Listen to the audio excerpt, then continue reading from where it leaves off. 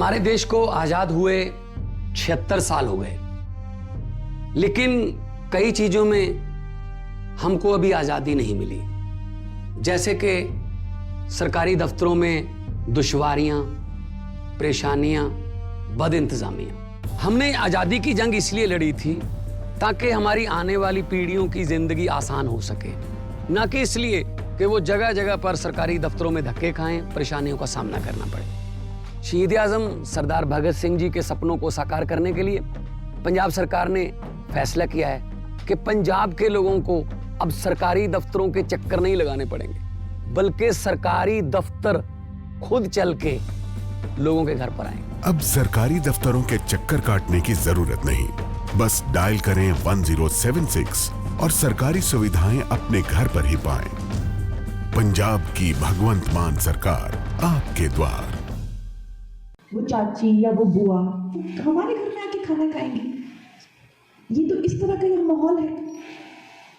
तो मैंने कभी ये लोगों को बताने की कोशिश की थी कि हमारा हिमाचल कितना सुंदर है, पहाड़ी लोग कितने सभ्य होते हैं, कितने ज़्यादा मेहनती होते हैं, पहाड़ी लड़कियां कितनी मेहनती होती हैं, कितने इंटेलिजेंट होते हैं। लेकिन मैं समझती थी कि इन लोगों का जो इम्प्रेशन है पहाड़ी लोगों को लेके बहुत ज़्यादा गलत है।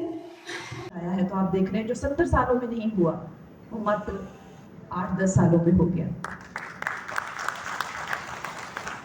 दोस्तों, ये जो चेतना की हम बात कर रहे हैं, ये जो चेतना है, विचारधारा की जो चेतना है, विचारधारा की जो चिंगारी है, इसकी क्या शक्ति है वो आपसे बढ़कर कौन जान सकता है। आप इन्फ्लुएंसर्स हैं, आपका नाम ही प्रभावित करना है लोगों को, कहीं ना कहीं आरएसएस से मिलती है। मेरा सौभाग्य नहीं मिला मुझे कि मैं आरएसएस से बचपन से जुड़ सकूं, लेकिन उसके बाद जब मुझे इस बात का ज्ञान हुआ कि ये क्या विचारधारा है और ये क्या चाहते हैं या ये क्या करना चाह रहे हैं, तो मैंने इसके बारे में स्वयं पता किया, पढ़ाई की और उससे जुड़ी। दोस्तों, 1925 में जब आरएसएस की नींव रखी गई थी तो उस वक्त हमारा देश परतंत्र था, लेकिन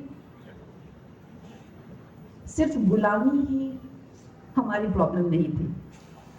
गुलामी के साथ साथ सबसे बड़ी हमारी प्रॉब्लम ये थी उस टाइम, जो हम जिस चीज से जूझ रहे थे, कि अगर हम अंग्रेजों के चंगुल से निकल भी जाए तो कभी मुगल, कभी पुर्तगाली, कोई ना कोई आकर हमें गुलाम कर ले रहा है। तो हम में ऐसी क्या कमी है? हमारा शत्रु शक्तिशाली हो सकता है, लेकिन हमेशा इतना ना कि कोई भी आके ये बात का आभास किया गया कि हम में संगठन की कमी है और हमारी जो देश है उसे संगठित करने का प्रयास किया गया। अब आरएसएस के लगभग 100 साल होने को आ रहे हैं 25 में। तो इन 100 सालों में आप देखिए कि इन्होंने हमारी जो चेतना है, जो हिंदू की चेतना है, जो सत्य सनातन की जो चेतना है, उसकी चिंगारी जगाई है। तो आप देख पा रहे हैं कि जब से जिन लोगों को इन्होंने ट्रेन किया है, चाहे वो हमारे यशस्वी प्रधानमंत्री जी हों, वो खुद कहते हैं, अगर आप उनसे कभी पूछे कि आप में ये जो आप साधारण मानव नहीं है, जो आप में जो ये शक्तियां हैं कहाँ से आती हैं ये, तो वो कहते हैं जो मेरी ट्रेनिंग हुई है वो अपनी सारी सफलता का श्रेय जो है अपनी ट्रेनिंग को ही देते हैं। तो जब से ये आरएसएस, तो दोस्तों मैं चाहती हूँ कि जिस तरह से आपने हिमाचल को लोगों की नज़रों के सामने लाया है और ऊपर उठाया है, मैं चाहती हूँ कि आप लोग अब एक लार्जर पिक्चर में आए, जुड़े और आगे बढ़ चढ़कर हिस्सा लें। तो जो हमें आरएसएस ने जो हमें एक नारा दिया है कि स्वयं से पहले संगठन और संगठन से पहले राष्ट्र, कि राष्ट्र प्रथम का जो हमें जो नारा दिया है उसमें आप लोग आकर जुड़े। तो ये इसके दो हिस्से कहे जा सकते हैं। एक तो राष्ट्रवाद, हमारा जो देश है वो हमारा जो इतिहास है उसके साथ रहते हुए, क्योंकि हमारा जो इतिहास है स्वर्णिम इतिहास है, हम लोग दुनिया की सबसे पुरानी सिविलाइजेशन है।